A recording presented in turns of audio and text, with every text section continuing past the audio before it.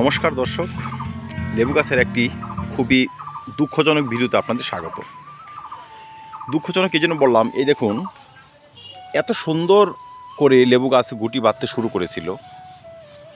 প্রত্যেকটি ডালে কিন্তু প্রচুর পরিমাণে গুটি, আর সেই গাছটিতে দেখুন কেমন একটি লক্ষণ, ডাল মরা রোগ। ডাল মরার সঙ্গে সঙ্গে সেই ডালে থাকা পাতা তো ঝরবেই, গুটিও ঝরে যাচ্ছে। এই করে ঠিক কত পরিমাণে গুটি গাছ থেকে ঝরে গেছে সেটি কিন্তু না দেখলে বিশ্বাস করবেন না। আসুন দেখিয়ে দিই। এই দেখুন, ক্ষুদ্র ক্ষুদ্র গুটির অভাব নেই, অগুন্তি গুটি। এটি কেন হয়? যদি এমন পরিস্থিতিতে আপনাদের পড়তে হয়, সেক্ষেত্রে আপনাদের কি করণীয়, বা আমারই বা কী করণীয়, আজকের ভিডিওতে সেই সব নিয়ে একটু আলোচনা করার চেষ্টা করব। লেবু গাছের এই ডাল মরা রোগ বা শুকিয়ে যাওয়া রোগ, সঙ্গে পাতা এবং ফুল এবং ফল সম্পূর্ণ ঝরে যাওয়া, শুকিয়ে যাওয়া কেন হয়, এই বিষয়ের যদি আমরা একটু লক্ষ্য রাখি বা নজর দিই, দেখতে পাবো লেবু গাছে রয়েছে ছত্রাক জড়িত ভয়াবহ কারণ। এই দেখুন, এই দেখুন, পাতাটা ধরার সঙ্গে সঙ্গে খুলে চলে এলো। এই রোগটির নাম হচ্ছে ক্যাঙ্কার। আর এটি কেন আসে? পাতাটা উল্টে দেখবেন বাসা বেঁধেছে লিফ মাইনার বা মেপ পোকা। লেবু গাছের ডালকে শুকিয়ে দেওয়ার জন্য প্রথমে সমস্যার সৃষ্টি করে লিফ মাইনার মানে পোকা। সেই সংক্রামিত পাতা ধীরে ধীরে ছত্রাকের বাসা তৈরি হয়, আক্রান্ত হয় ক্যাঙ্কারে। পাতা ঝরে যাবে এবং পাতা সংলগ্ন যে কচি ডাল, সেও কিন্তু নষ্ট হয়ে যাবে। ধীরে ধীরে পাতা, ডাল এবং ফল সবই কিন্তু ঝরে যাবে। দেখুন যেটা আমার সঙ্গে হয়েছে, এই যে ডালটি, এই ডালে ফল ছিল, ফলের ভগ্নাংশ এখনও রয়েছে। এই দেখুন, ফল ছিল, ফুল ছিল, সম্পূর্ণ গাছ থেকে এখন বাতিল করতে হবে। এই সময় যদি এই ধরনের সমস্যা আমরা দেখি, আমাদের কিন্তু প্রথমেই ভালো মানের একটি কীটনাশক ব্যবহার করে এই ধরনের লিফ মাইনার বা ম্যাপ পোকার মতো সংক্রমণ গাছ থেকে বিদায় করতে হবে। 10 দিনের ব্যবধানে মাত্র 2 বার যদি আমরা প্রোফেক্স সুপার এখানে স্প্রে করতে পারি, সেক্ষেত্রে কিন্তু এই ধরনের সমস্যা গাছ থেকে পুরোপুরি বিদায় নেবে। অন্তত লিফ মাইনারে কিন্তু আমাদের গাছের একটি পাতাও নষ্ট হবে না এবং একটি গুটিও কিন্তু ঝরাতে পারবে না। 2 নম্বর হচ্ছে, গাছে এই সময় এমন একটি ছত্রাকনাশক স্প্রে করতে হবে যে ছত্রাকনাশকটি গাছ থেকে সব ধরনের ছত্রাককে বিদায় করবে।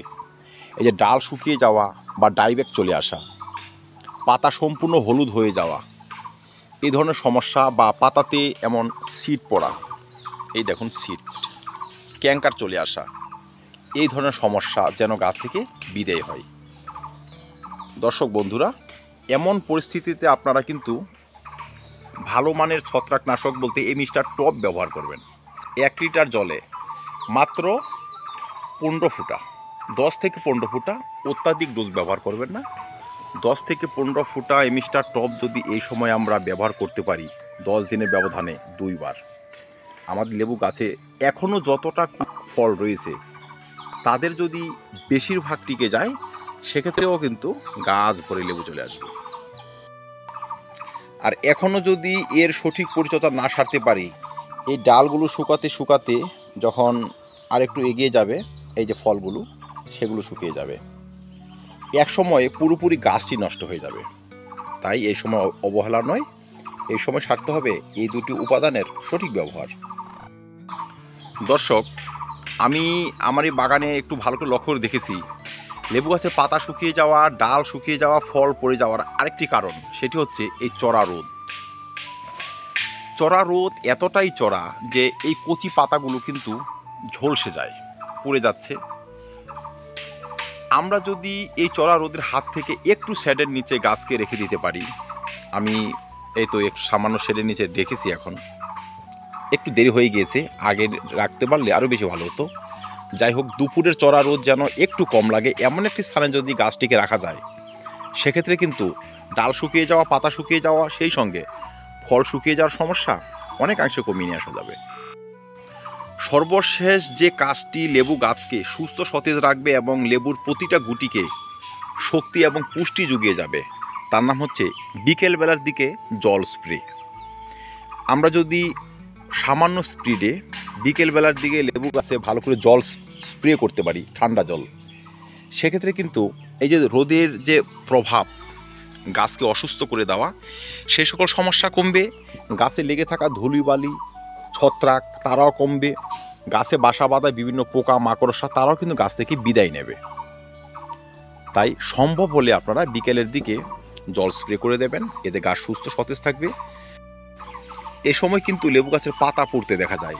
দর্শক, যেইটুকু পরিচর্যার কথা বললাম, এইটুকু যদি আমরা সারতে পারি, সেক্ষেত্রে কিন্তু পাতা পোড়ার সমস্যাও কমে আসবে। কারণ পাতা কেন পড়ে? প্রথমে প্রখর রোদে, দ্বিতীয়ত ছত্রাকের কারণে, তৃতীয়ত হচ্ছে চোষক পোকা যদি পাতার সারাংশ চুষে খেয়ে ফেলে, সেক্ষেত্রেও পড়ে। তো প্রোফেক্স সুপার আর ছত্রাকনাশক স্প্রে করে দেওয়ার পর যদি জল স্প্রে করতে পারি, অন্যান্য সমস্যার সঙ্গে কিন্তু পাতা পোড়ার সমস্যাও দূর হয়ে যাবে। যদি লেবু গাছের পাতা এমন ফ্যাকাশে দেখেন, কিছুটা হলুদ হলুদ ছোপ ছোপ বা পাতার বর্ণটা গাঢ় সবুজ নয়, সেক্ষেত্রে ভাববেন বা মনে রাখবেন যে গাছ এখন নিউট্রিয়েন্ট ডিফিসিয়েন্সি ভুগতেছে। বিশেষ করে ম্যাগনেসিয়াম জাতীয় খাদ্যের প্রচুর ঘাটতি রয়েছে, ক্যালসিয়াম এবং আয়রনের প্রচুর ঘাটতি রয়েছে। এমন একটি অনুখাদ্য এই সময় ব্যবহার করতে, তার মধ্যে ম্যাগনেসিয়াম, আয়রন এবং ক্যালসিয়াম সঠিক পরিমাণে রয়েছে। আমরা যদি মোবোমিন স্প্রে করি, মোবোমিনের সঙ্গে সামান্য একটু বোরন মিশিয়ে স্প্রে করবেন, কারণ বোরন এ সমস্ত ফলকে গাছে ধরে রাখতে সাহায্য করবে। 1 লিটার জলে 1.5 গ্রাম মোবোমিন সঙ্গে 1 গ্রাম বোরন 10 দিনের ব্যবধানে 2 থেকে 3 বার স্প্রে করে দিলে এই ফ্যাকাশে রঙের পাতাও কিন্তু সুস্থ হয়ে যাবে। আমাদের গাছের পাতা ঝরে যাওয়া, ডাল শুকিয়ে যাওয়া এবং নানাবিধ সমস্যা, নিউট্রিয়েন্ট ডিফিসিয়েন্সির সমস্যা গাছ থেকে দূর হবে। আর প্রতিটা গাছে হবে লেবুর ভালো ফলন।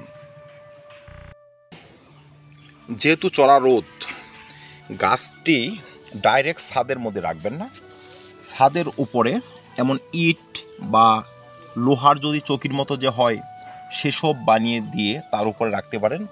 সেক্ষেত্রে কিন্তু ছাদের ডাইরেক্ট হিট গাছ পাবে না, কিছুটা কিন্তু টেম্পারেচার মেনটেন্স এইভাবে হয়ে যাবে। এতে আমাদের ফল ঝরা অনেকাংশে কমে আসবে। সবশেষে যে কারণটির জন্য লেবুর ফুল, ফল এবং ডাল শুকিয়ে যায়, সেটি হচ্ছে শিকড়ের কঠিন সমস্যা। দর্শক, এখন তো গাছে ছোট ছোট ফল রয়েছে, আমরা কিন্তু গাছ রিপোর্ট করতে পারবো না। তাই শিকড়ের চিকিৎসার জন্য এ সময় যদি আমরা ভালো মানের ছত্রাকনাশক 10 দিনের ব্যবধানে 2 বার টবের মাটিতে ভালো করে ঢেলে শিকড়কে সুস্থ করে নিয়ে আসি, সেক্ষেত্রে কিন্তু সেই সকল সমস্যা অনেক কমে আসবে। মনে রাখবেন, আজকের এই ডালমরা রোগ একদিন কিন্তু আপনার গাছকে নষ্ট করে দেবে। তাই চিকিৎসা হবে এখন থেকেই।